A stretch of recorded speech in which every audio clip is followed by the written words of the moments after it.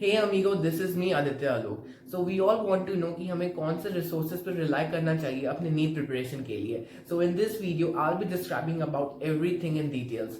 और मैं उसके साथ साथ आपके साथ ये भी शेयर करूंगा कि मैंने कौन से रिसोर्सेज पर रिलाई किया, कौन से बुक्स को मैंने ऑप्ट किया अपने नीट प्रिपरेशन की जर्नी में, मेरे नोट्स बनाने का तरीका कैसा था और मैं उसे रिवाइज कैसे करता था, मैंने कैसे चूज किया कि मुझे कौन से मॉक टेस्ट को चूज करना है ताकि वो मुझे हेल्प करेगा, and how to make best use of internet ताकि वो हमें हमारी पढ़ाई में हेल्प कर सके, and lastly whom to choose as a mentor because इस जंग में हमें एक सेनापति की जरूरत तो पड़ेगी ही.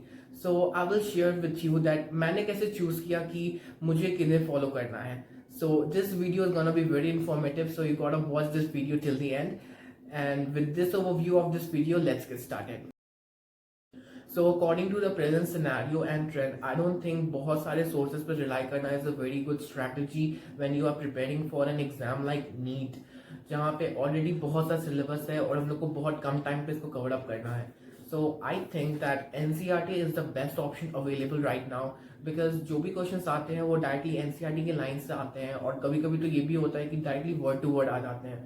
So if you are studying through NCERT, it will also give you a upper hand ये समझने में कि क्वेश्चन एक्चुअली में हम लोग से क्या पूछना चाहते हैं, क्योंकि हम लोग उस लाइन को पहले से ही पढ़ रहेंगे. But yes, I would suggest कि अपडेटेड एनसीईआरटी ही पढ़ना बिकॉज हम लोग जानते हैं अभी 2024 में क्या हुआ था.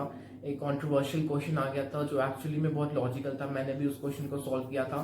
That was totally logic based, but still कुछ लोगों ने उससे गलत अटेम्प्ट किया और फिर उन लोगों ने बोला कि ओल्ड एनसीईआरटी में कुछ अलग आंसर दिया हुआ था. इस चीज में हम लोग ना पढ़े, इसके लिए बेस्ट है कि हम लोग अपडेटेड एनसीईआरटी ही पढ़े और फिर उसके अकॉर्डिंग हम लोग आंसर करें. सी, हम लोग जिस भी इंस्टीट्यूट से पढ़ाई करें, अपार्ट फ्रॉम बीइंग अटेंटिव, हमें एक अच्छा नोट्स भी बनाना चाहिए and that note should be clear and readable.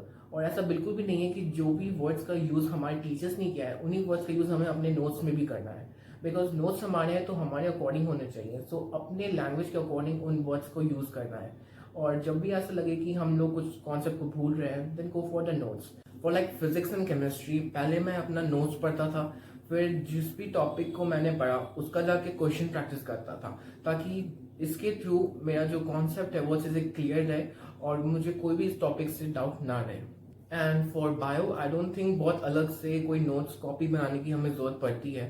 That would be just a waste of energy and time. But yes, कुछ इंपॉर्टेंट पॉइंट्स को हम लोग को एड ऑन करने का जरूरत पड़ता है कभी कभी. तो उसके लिए जिस भी टॉपिक से वो रिलेटेड है हम लोग एनसीईआरटी में ही उस पेज पे उस पॉइंट को ऐड ऑन कर देंगे ताकि रिवीजन के टाइम हम लोग को ये ढूंढना ना पड़े कि कहाँ पे हम लोगों ने ये लिखा था. और कभी कभी एनसीईआरटी कुछ टॉपिक्स को बहुत कॉम्प्लेक्स तरीके से लिखता है, तो उसके लिए हम लोग फ्लो चार्ट्स भी बना सकते हैं एनसीईआरटी में ही ताकि जब हम लोग रिविजन करें तो उससे हम लोग का टाइम भी बचे. PYQ practicing is very important. हम लोग जो भी टॉपिक या चैप्टर पढ़े किसी भी सब्जेक्ट का, हमें उसका पीवाईक्यू तो देना ही चाहिए बिकॉज इससे हम लोग को बेटर अंडरस्टैंडिंग ही नहीं होती है उस पर्टिकुलर कॉन्सेप्ट की, बल्कि हम लोग को उस टॉपिक या चैप्टर से किस तरह के क्वेश्चंस आ सकते हैं ये भी जानने में मदद होती है. और हम लोग को ये भी पता चलता है कि ट्रेंड किस तरफ जा रहा है, कौन से टॉपिक को हम लोग को ज्यादा वेटेज देने की जरूरत होती है. और बायो के लिए बहुत ज़्यादा पुराने पीवाईक्यूज पे फोकस करने की उतनी ज़रूरत है नहीं बिकॉज वो सारे क्वेश्चंस ओल्ड एनसीईआरटी के अकॉर्डिंग थे और अभी जो भी प्रेजेंट ट्रेंड चल रहा है उसके अकॉर्डिंग तो पुराने एनसीईआरटी पे उतना फोकस करने की ज़रूरत नहीं है. बट येस, लास्ट 15 ईयर्स के पीवाईक्यूज को देना is very important. So first of all, हमें एक बार में ही बहुत सारे मॉक टेस्ट देने की बिल्कुल भी जरूरत नहीं है. बहुत सारे लोग बोलते हैं हमें एक बार में 2-3 मॉक टेस्ट देना चाहिए, बट आई डोंट थिंक हमें उसकी सच में ज़रूरत है. बिकॉज अगर हम लोग एक ही मॉक टेस्ट लें और उसको अच्छे से यूज़ करें तो वो ज़्यादा फायदेमंद साबित हो सकता है. सो अब बात आती है हमें मॉक टेस्ट देने कैसे हैं. So you can start with topic wise mock test.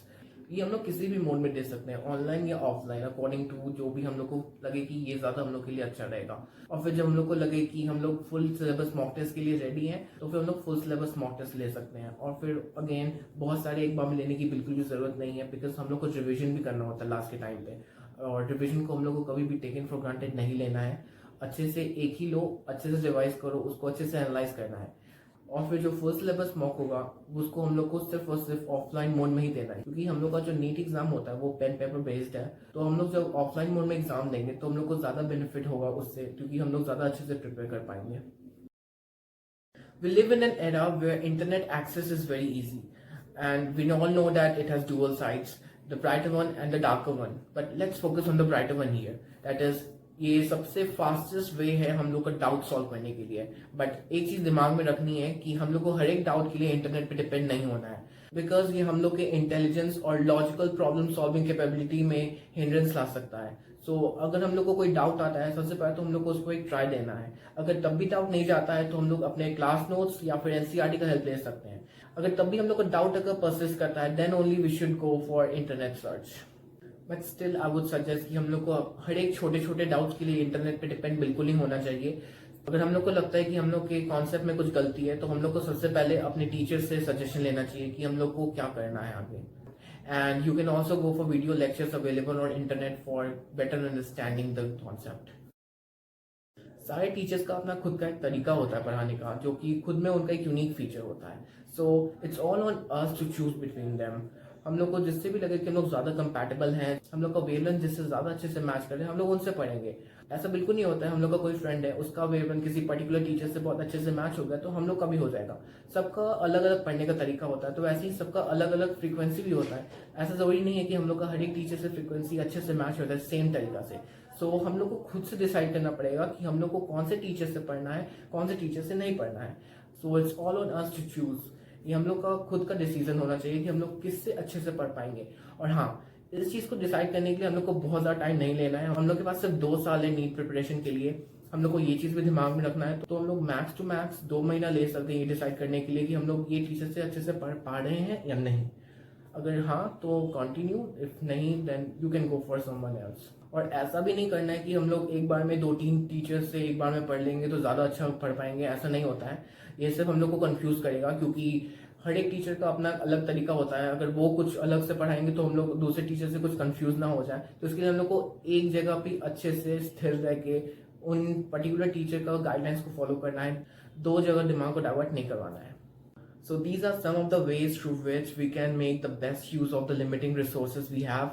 हमें बिल्कुल भी बहुत सारे रिसोर्सेज पर रिलाई नहीं करना है, because it would be just a waste of time and energy and it would get us nowhere. बस हमें उन चीज़ों पे स्टिक करना है जो कि एक्चुअली में हमें सूट करती हैं, and see how they help us to achieve our goals.